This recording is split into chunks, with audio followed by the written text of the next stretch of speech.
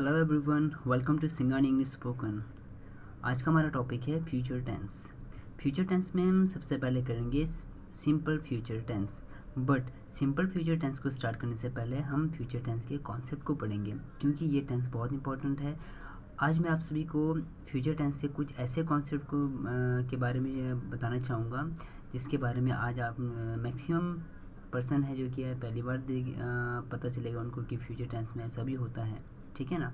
तो वो क्या होता है, आप वीडियो को देखिए, एंड तक देखिए और समझिए। ठीक है। First of all future tense क्या होता है, पहले हम इसे डिफाइन करते हैं। डेफिनेशन यानी कि हर एक चीज़ का डेफिनेशन होना बहुत ज़रूरी है।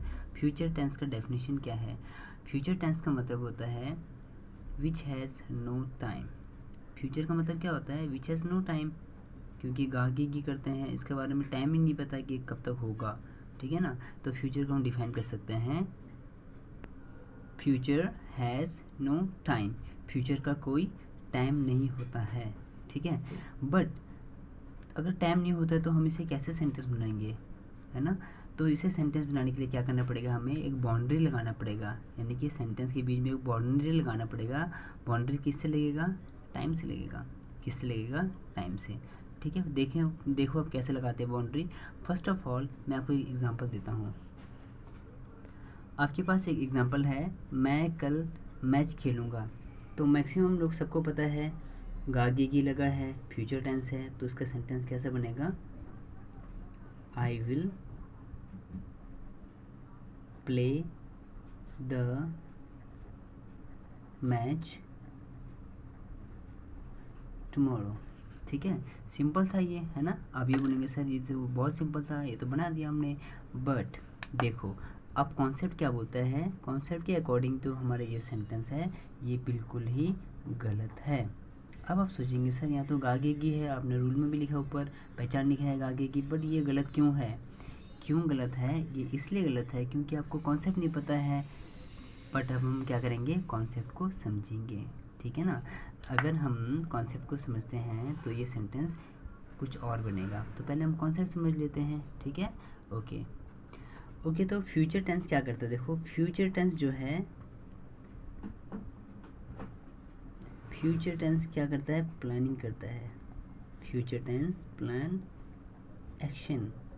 किस तरह का प्लान करता है? वो प्लान है वो दो तरह का प्लान करता है। किस तरह का प्लान करता है? एक तो हमारा प्लानिंग होता है वो फिक्स होता है, एक दूसरा होता है नॉट फिक्स। समझ गए?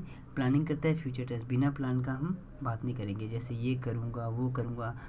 अगर आप पढ़ रहे हैं वीडियो, अगर आप वीडियो देख रहे हो तो आपने पहले से प्लानिंग किया होगा कि हाँ मैंने आज वीडियो देखना है। तो हमें हर एक चीज़ प्लानिंग के चलता है फ्यूचर टेंस में। तो प्लानिंग भी हमारा दो तरह का होता है, फिक्स और नॉट फिक्स।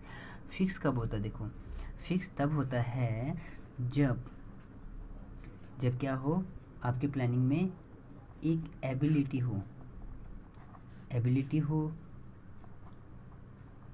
पावर हो और कंपल्शन हो। ठीक है ना। कंपल्शन हो तो उसे हम कहते हैं फिक्स।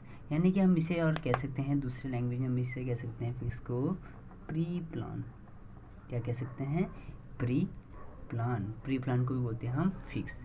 बट अब जो नॉट फिक्स में क्या होता है? नॉट फिक्स में हमारे पास क्या होगा? Only possibility. ठीक है ना। ध्यान से देखना है, कॉन्सेप्ट को समझना है। अगर आपको कॉन्सेप्ट समझ आएगी तो आप इजीली आप इस सेंटेंस का कुछ और सेंटेंस बना सकते हैं इस चीज़ को। ठीक है। आपको कैसे बनाना है ध्यान से देखना है। अगर आपका जो है प्लानिंग फिक्स है तो वो हमारा कौन सा टेंस बन जाता है? वो हमारा बन जाता है प्रेजेंट। यानी कि आप लिख सकते हैं यहाँ पे सिंपल प्रेजेंट टेंस। वो हमारा होता है सिंपल प्रेजेंट टेंस। और अगर आपका नॉट फिक्स होता है प्लानिंग, तो वो हमारा होता है सिंपल फ्यूचर टेंस। समझ आ रहे हैं, है ना। अगर आपका सिंपल प्रेजेंट टेंस है तो उसका रूल क्या होता है? सबको पता है, subject plus first form of the verb या फिर फर्स्ट V5 मतलब S और VS प्लस ऑब्जेक्ट। ठीक है ना। V1 और V1 या V5 लगेगा। तो ये हमारा सिंपल सेंटेंस का रूल होता है प्रेजेंट का। और फ्यूचर का होता है subject plus will shell plus V1 plus object. तो ये तो हमारा फ्यूचर, सिंपल फ्यूचर का टेंस होता है, स्ट्रक्चर होता है। ठीक है, अब आपको समझ आ रहा है बात। अब देखो सेंटेंस को ध्यान से देखना है, और एक भी मैं एक सेंटेंस भी मैं लिख देता हूँ यहाँ पे, जैसे मैं मैच खेलूँगा। ठीक है ना, मैं मैच खेलूँगा। एक हमारा सेंटेंस है मैं कल मैच खेलूँगा। यहाँ पे क्या बात आ रहा है, कल की बात कर रहे हैं हम। कल का मतलब कि आपने फिक्स कर दिया, आपको प्लानिंग कब का है, कल का है। कल का प्लानिंग है कि आप कल मैच खेलोगे, मैं कल खाना खाऊंगा, मैं कल दिल्ली जाऊंगा, मैं कल शिमला जाऊंगा, मैं कल पढ़ूंगा, है ना। तो यानी कि आपका फिक्स है प्लानिंग। अगर यहाँ पे देखो सेंटेंस में मैं मैच खेलूँगा, मैच खेलूँगा, या मैं कल जाऊँगा, मैं कल खाऊँगा, तो जहाँ पे भी इस तरह का आता है इसका मतलब कि वहाँ पे प्लानिंग नहीं है, नॉट फिक्स, वो नहीं पड़ेगा। जहाँ पे मैच खेलूँगा लिखा है, क्या पता वो खेले ना खेले, वो नहीं खेलेगा। यानी कि आप हमेशा ध्यान रखना, जब भी आप कोई बोलता है कि मैं करूँगा, पढ़ूँगा, तो उसका मतलब समझ लो वो नहीं पड़ेगा। ठीक है ना। तो यह है हमारा, ये हमारा फिक्स है और ये नॉट फिक्स है। तो हमारा नॉट फिक्स है, अगर ये फिक्स है तो हमारा कौन सा टेंस हो गया, ये present simple sentence, present simple tense. तो हमारा प्रेजेंट सिंपल टेंस का रूल क्या है, subject plus V1 V5 plus object. तो हमारा ये सेंटेंस बनेगा I play the match tomorrow, I play the match tomorrow. अब हमारा सेंटेंस करेक्ट हो गया। और अगर आपका नॉट फिक्स है प्लानिंग, तो मैं मैच खेलूँगा, तो इसका सेंटेंस कैसे बनेगा, इसका बनेगा I will play the match, क्योंकि इसमें आपका टाइम नहीं दिया हुआ है। मैंने आपको फर्स्ट स्टार्टिंग में कहा था कि future has no time, but अगर आपने सेंटेंस को बनाना है तो हमें क्या करना पड़ेगा, वहाँ पे बाउंड्री लगाना पड़ेगा, किससे, टाइम से। टाइम हमारा क्या है यहाँ पे, कल है, तो बाउंड्री लगाएंगे तो ये हमारा प्रेजेंट सिंपल सेंटेंस बन जाएगा। तो हमारा जो टेंस होता है फ्यूचर टेंस, इसमें हमारा क्या करना पड़ता है, टाइम नहीं होता है, तो इसे हम बाउंड्री लगाते हैं। इसके भी काफ़ी सारे रूल्स हैं। ओके, तो आगे रूल को समझने से पहले हम क्या करेंगे, पहले विल और शेल को समझ लेते हैं कि विल और शेल कहाँ लगाना है। ठीक है ना, शेल और विल कहाँ लगाना है। ओके, वेल तो हम शेल कहाँ यूज़ करते हैं, देखो शेल हम यूज़ करते हैं दो तरह से। एक तो हम करते हैं फर्स्ट पर्सन के साथ।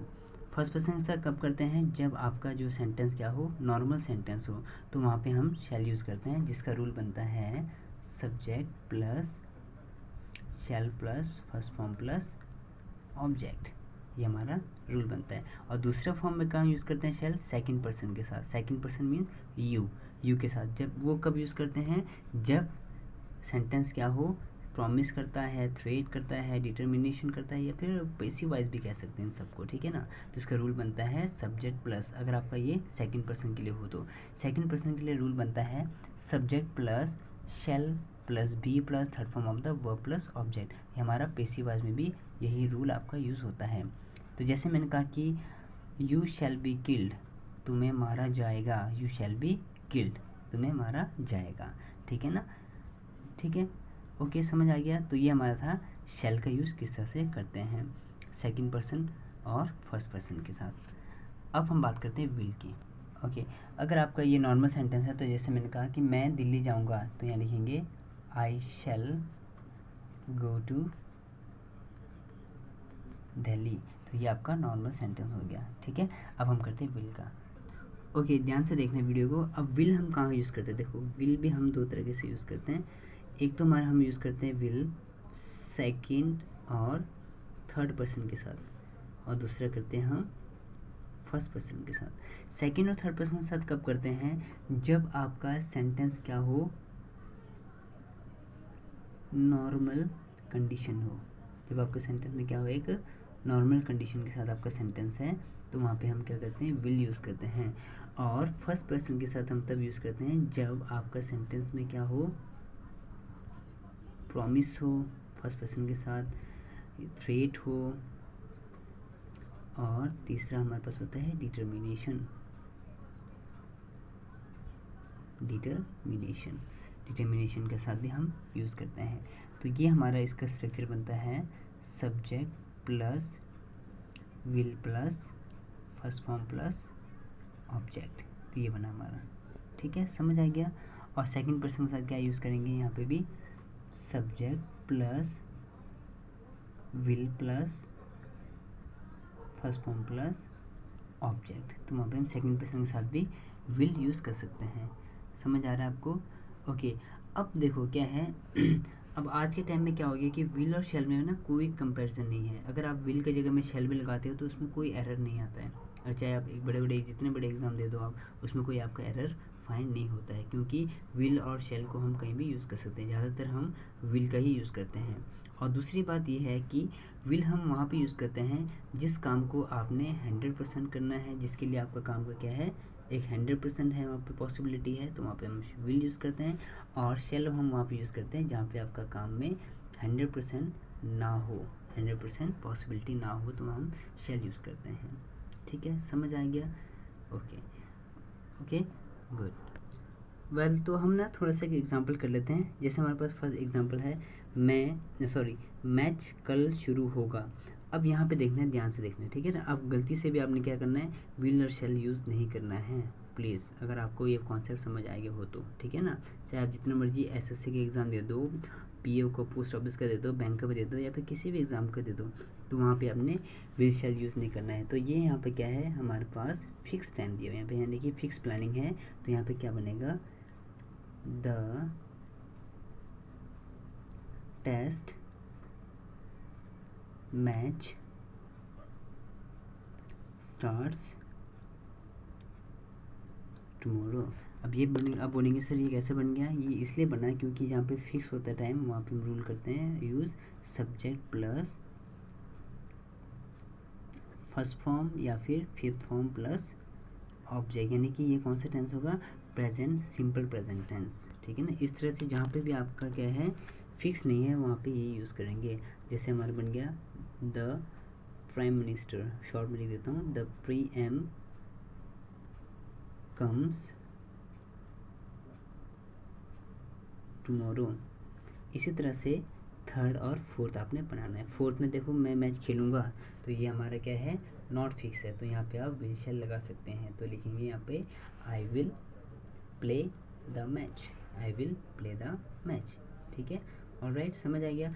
अब हमने क्या करना है, मैं आपको सिंपल सेंटेंस का रूल लिख देता हूँ, कृपया करके आप रूल को नोट कर लीजिए। जितने भी सिंपल, नेगेटिव, इंटरोगेटिव यानी कि फ्यूचर इंडेफिनिट टेंस के सारे रूल लिख देता हूँ, उस रूल को आपने डायरी में नोट करना है।